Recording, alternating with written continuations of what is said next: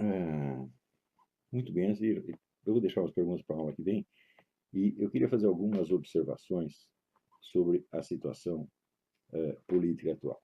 Então, em primeiro lugar, se durante 40 anos uma facção política tem o monopólio dos protestos de rua, da circulação de informações, da cultura, da educação, da mídia, etc., etc., então, haver uma virada puramente eleitoral depois de 40 anos é quase um milagre, e, no entanto, está acontecendo. Eu só explico isso da seguinte maneira: tudo o que foi feito em matéria de revolução cultural gramsciana, ocupação de espaço, etc., etc., afetou só uma parte pequena da população. A maioria da população não está nem sabendo de nada disso e continua vivendo de acordo com, vamos dizer, os princípios e valores tradicionais de 40, 50 anos atrás. E é este pessoal que está mudando de candidato agora. Por que eles votavam só nos candidatos de esquerda? Porque só havia candidatos de esquerda e ninguém queria se opor a eles. Ninguém ofereceu oposição. Se você comparar o discurso do Aécio Neves agora com o discurso dos outros concorrentes que se ofereceram ao PT, a diferença é monstruosa. Monstruosa, porque nas outras eleições só o que você via era um campeonato de esquerdismo. Eu sou mais esquerdista que você, eu sou mais leal à esquerda. Foi assim, pelo menos nas duas eleições foi assim. Né? Então, era como que o candidato é aquilo que disse o próprio Fernando Henrique Cardoso. Ele disse: entre nós e o PT, ou seja, entre o PSDB, tal como ele o compreendia, e o PT, tal como ele o compreendia, não há diferença ideológica, há apenas uma disputa de cargos. Isto o Fernando Henrique disse, pô. Então, você tinha uma hegemonia ideológica completa, tá certo? Onde qualquer violação do código esquerdista era considerada quase um crime de lesa pátria. Tá certo? E o Aécio Neves, sem precisar dar uma definição ideológica anti-esquerdista, ele está combatendo o esquema petista com um vigor e uma violência como nunca se viu, tá certo? Onde não será possível mais limpar a reputação dessas pessoas. Eles já saíram sujo de qualquer maneira, não tem mais como levantar. Agora, como desta imensa tragédia, dessa debacle do petismo que nós estamos assistindo, você vai conseguir salvar o socialismo? Né? Que milagre você precisa para isso? Porque tudo o que eles fizeram foi em nome do socialismo. E eles estão associados a todo o movimento comunista continental. Então, o PT não fez esse crime sozinho.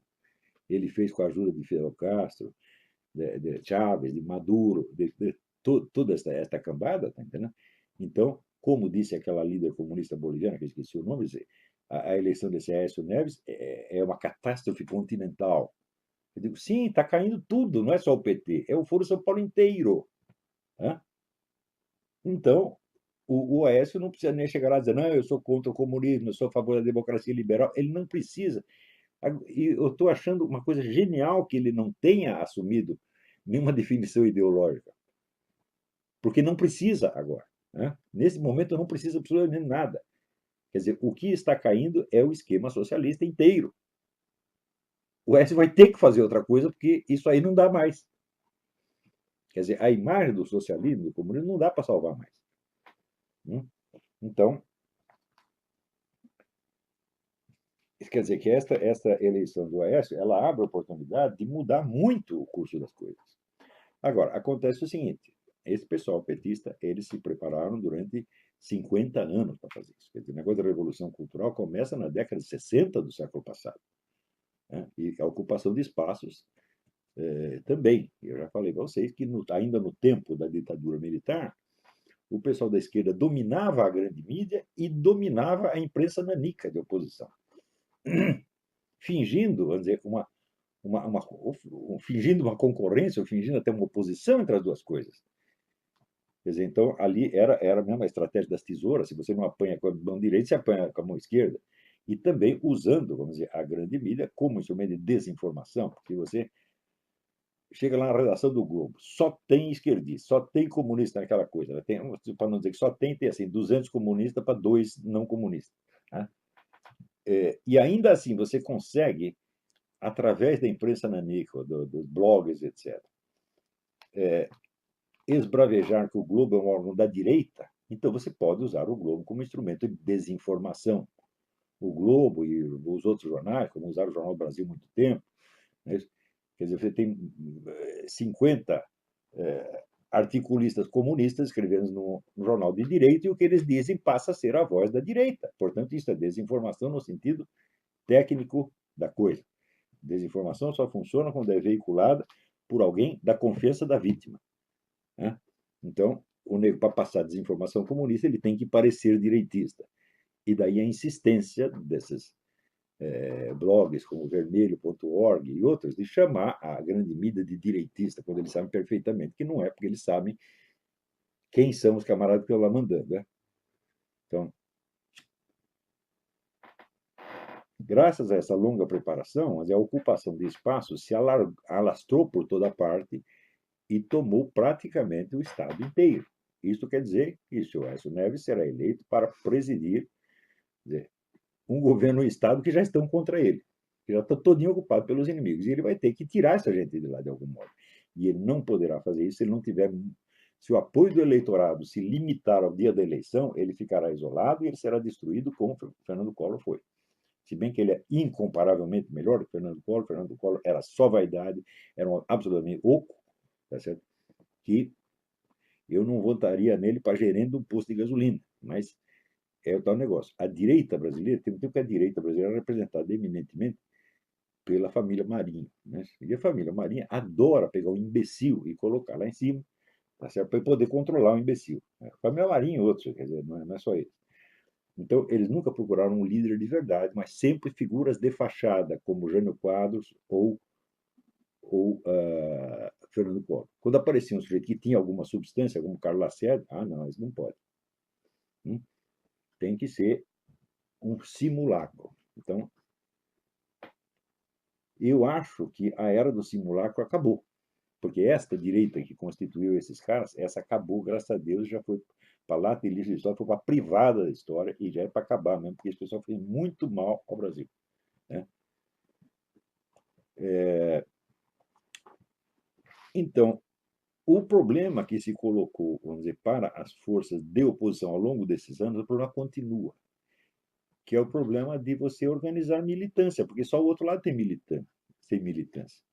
Nós temos o eleitorado. O Aécio Neves tem o eleitorado. O eleitorado está maciçamente a favor dele. Acontece que o eleitorado é uma força dispersa. Não é isso? Então, o eleitor, ele age num dia, no dia da eleição. Depois vai para casa. Agora, o militante está lá todo dia. Então, isto quer dizer que se o Aécio Neves não tiver ao seu lado uma militância para sustentá-lo no poder, ele estará lascado. Então, é isso o apelo que eu falo. Não se limite a votar em Aécio Neves, mas crie uma militância para lhe dar sustentação quando ele tiver que agir contra essa gente que ocupou o Estado. O que fazer com essas pessoas? A minha proposta é muito simples. Eu acho que todos aqueles que usaram o Estado como instrumento para a prática de crimes devem ter os seus direitos políticos cassados para sempre, até o fim da sua vida, e devem ser proibidos de exercer qualquer atividade na educação e na mídia. Devem ser forçados a voltar à sua vida privada. Não deve ser posto na cadeia, não deve apanhar, não deve fazer nada de mal para o cara. Só vai e volta para a sua vida privada, volta para a sua insignificância, onde você nunca deveria ter saído. Isto é essencial para voltar ao país à normalidade mental. Eu já expliquei, até outro dia eu botei uma mensagem no Facebook dizendo que um desejo imoderado de subir socialmente acima das suas capacidades intelectuais, morais, psicológicas, é uma doença mental. Não é normal que uma pessoa como Dilma Rousseff queira ser presidente da República. Não é normal que ela pense em ser. Né? Porque ela tem que dizer, eu não tenho capacidade para isso. Né? Lula também. Não. Eu, Olavo Carvalho, não tenho capacidade para ser presidente da República e não penso em ser. Né? Então, eu me apresento para fazer o que eu posso fazer. Agora, o desejo de você subir muito acima da sua capacidade, é claro que é doença mental. Só que nós infestamos de doentes mentais esta coisa. Né? E essa palhaçada tem que acabar. Quer dizer, você bota lá um analfabeto, presunçoso, ser criminoso, etc. E você, em seguida, faz questão de simular que está tudo normal. Que eu saiba é o seguinte: como se lida com doente mental? É através da psiquiatria. Como se lida com criminoso? É através da polícia e do sistema judiciário. Como, vamos dizer, a capacidade de discernimento psiquiátrico acabou, e como o sistema policial e judiciário também não funciona, sobrou o quê? Só a via eleitoral. Então, em vez de colocar os criminosos na cadeia, você tem que concorrer com eles na eleição, que é exatamente o que aconteceu agora. Essa eleição nunca deveria ter acontecido. Por quê? Partidos que estão vinculados, que estão subordinados a organizações estrangeiras, são partidos ilegais. E eles teriam que ter sido fechados já 20 anos atrás. A hora que criou o Foro São Paulo para fechar o partido no dia seguinte. Você criou o Foro São Paulo, você criou uma organização que está lá, a FARC, está lá o BIR chileno, está lá aquele bando de narcotraficante, e você está lá fazendo planos em comum com eles, tem que fechar o partido na mesma hora. Né? Não, as coisas não precisavam ter chegado a este ponto. O pessoal falou, anos atrás, falou de década perdida. Falaram, mas já são muitas décadas perdidas, são quase um século perdido. Entendeu? Por quê? Porque o Brasil criou, vamos dizer, este fetiche eleitoral de que democracia consiste em ter eleições. E democracia é muito mais do que eleição. Democracia precisa ter um sistema judiciário que funcione. Democracia tem que ter um jeito de botar os criminosos na cadeia. Né? E democracia tem que se basear, vamos dizer, em valores de racionalidade e de razoabilidade que correspondam ao senso comum da população. Não é isso?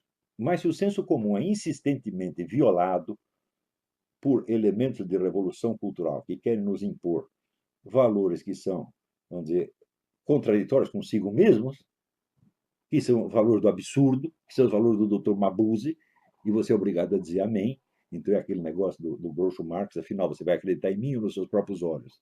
Né? E não acreditar nos seus próprios olhos fica uma coisa feia, tá certo? E você não pode sequer ter o discernimento estético. Você não pode mais ser capaz de reconhecer a expressão nos olhos das pessoas, que é o instinto que o ser humano tem. Né? Quando você olha para a cara dessa Dilma durante o debate, você fala, tudo isso é fingimento, isso é um teatro. As coisas não eram assim. Se você vê debates políticos de 50 anos atrás, e eu comecei a assistir debate político quando era muito pequeno, né? As pessoas eram aquilo que elas pareciam.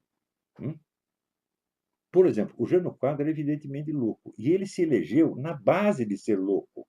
Nunca ninguém disse que o Jânio era normal, nem ele. Tá certo? Então, quem botou lá sabia que o cara é maluco e era capaz de esperar qualquer loucura da parte dele. Né? Como de fato a loucura veio. Né? Mas hoje em dia não, você põe um louco lá e você tem que fingir que ele é o padrão de normalidade. Você coloca lá uma mulher que não sabe falar. A mulher que quando fala o ponto, ela se atrapalha. Ela vira o sanduíche ishi, você está entendendo? E você tem que fazer ali contra a senhora presidenta, etc, etc. Você forçar as pessoas a negar o que elas estão vendo, você as enlouquece. Você cria a sintomatologia histérica. Né? E na sintomatologia histérica, você se torna cada vez mais incapaz de se defender contra os mais óbvios perigos. Por que o Brasil tem 70 mil homicídios por ano, meu Deus do céu? Por causa disto. Quer dizer, você acostumou as pessoas ao seguinte: é normal você viver dentro de uma casa cheia de grade. Em vez de botar os criminosos na grade, você põe a população. Eu conheci um sujeito que era um fazendeiro no Goiás, que ele tinha uma plantação de arroz. Mas daí ele ganhou um casal de porcos, e os porcos começaram a se multiplicar de tal maneira, você andava no latifúndio dele o dia inteiro, você só via porco. E ele tentou cercar os porcos, não conseguiu. O que ele fez? Cercou a casa. Ele se pôs no chiqueiro e os porcos ficaram livres. Eu digo, isso é o Brasil hoje. A população está fechada na grade e os criminosos estão na rua, no Congresso, na Presidência da República. Isso é normal, é o mundo do Dr. Mabuse, gente. E nós precisamos devolver a sanidade ao país. A sanidade é uma coisa assim que você não consegue expressar, você não consegue definir o que é, mas na prática você reconhece. Não é isso? Então, você veja, nós botamos na Presidência da República um negro que diz que tinha saudade do tempo em que os meninos comiam cabrito no Nordeste. Comiam, não é por via oral, não. Né? O cara diz uma coisa dessa, ele evidentemente ele é louco. Em que ele se gaba de ter tentado estuprar o outro na cadeia. E ele diz que não fez, que foi só gozação, mas isso é gozação que se faça. Né? Isso é gozação que um presidente da República faça? Quer dizer, é claro que o sujeito ele é obsceno. O Lula é obsceno em todas as suas atitudes públicas. E o pessoal tem que fazer de conta que isso é respeitável. Então, você está forçando as pessoas a negar o que elas estão vendo. E isso é de uma brutalidade psicológica que só uma comunidade de psicopatas é capaz de impor isso a uma nação inteira. E os caras impuseram e conseguiram. Por quê?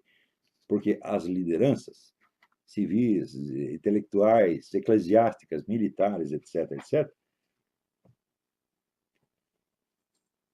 estavam firmemente dispostas a resolver tudo pela via democrática. E por via democrática eles entendem somente eleição. Então, a eleição é o único remédio para todos os males. Não existe polícia, não existe ordem pública, não existe educação, não existe nem o bom senso. A eleição é a única esperança. Bom, para chegar ao ponto em que a eleição conseguisse mudar a ordem das coisas, teve que esperar 20 anos. E agora está acontecendo. Mas não era para resolver isso por via eleitoral. Era por via policial, por via psiquiátrica, pelo sistema carcerário. Isso tudo já tinha que estar resolvido há muito tempo. Agora, se um lado está disposto a fazer tudo e qualquer coisa, e o outro diz, não, eu só aceito a concorrência eleitoral. Então, você vai ter que esperar muito tempo, como de fato nós esperamos. Então, eu creio que o que está acontecendo é uma virada eleitoral, depois de você ter dado todos os instrumentos na mão do sujeito. Sobrou só um que você pode usar, que é o eleitoral. Né? Então, você fez questão de não resolver o problema, exceto por um único jeito, por uma única maneira. Você fez questão de ter só isso na mão. E Deus ainda te deu a chance de você conseguir resolver por esta via. Nós temos que merecer isto.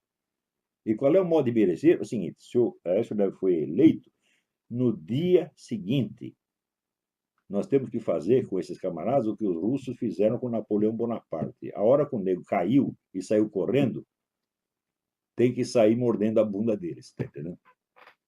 Tem que expulsar toda essa pessoa da vida pública para sempre. Senão, não é normal ter uma pessoa como Dilma Rousseff, eu digo, nem num parlamento estadual. Não é normal você ter incapazes.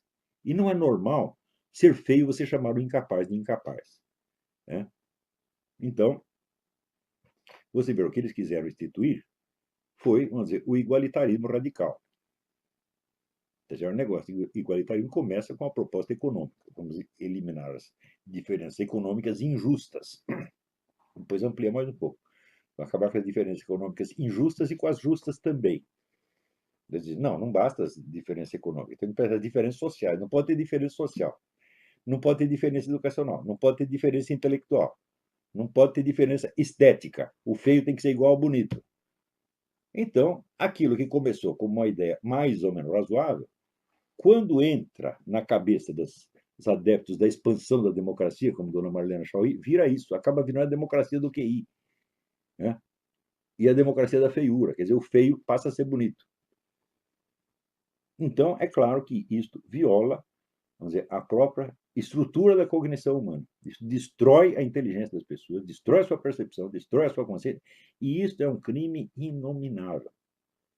Né? Se você, os 70 mil homicídios por ano, o fracasso dos nossos estudantes dos testes internacionais, a inflação que voltou, o crescimento zero, tudo isso que nós estamos vendo, começa no quê? Na destruição da consciência. Porque o único instrumento que o ser humano tem para ele lutar pela vida e resolver seus problemas é sua consciência e sua inteligência. Então, primeiro destruir a consciência e a inteligência. Bom, vai destruir o resto, a economia, a saúde, a educação, etc, etc. Claro que vai destruir tudo. Então, o crime que esses indivíduos cometeram é assim, é imensurável. Dizer, o que vão fazer? Vão fuzilar tudo, botar todo mundo na cadeia? Fala, não, isso aí é besteira. Nós não temos, na verdade, não temos que botar ninguém na cadeia, nós temos apenas que tirá-los da vida pública. Mas tirá-los para sempre, sem possibilidade de retorno. Quer dizer, o mais mínimo envolvimento que o sujeito tenha tido nesse esquema de Foro São Paulo, de mensalão, de petrolão, etc., o mais mínimo esquema é suficiente para tirar. Falar, você não. Eu lembro daquela musiquinha do Enzo Iannacci, vengo aqui, no tu no, mas por quê? Por que não? Eu também vou. Não, você não. Por quê? Por que não? Então, não queremos vocês, não gostamos de vocês, vão para casa e não nos amolem mais. Então, esta é a mensagem. Então, até semana que vem. Muito obrigado.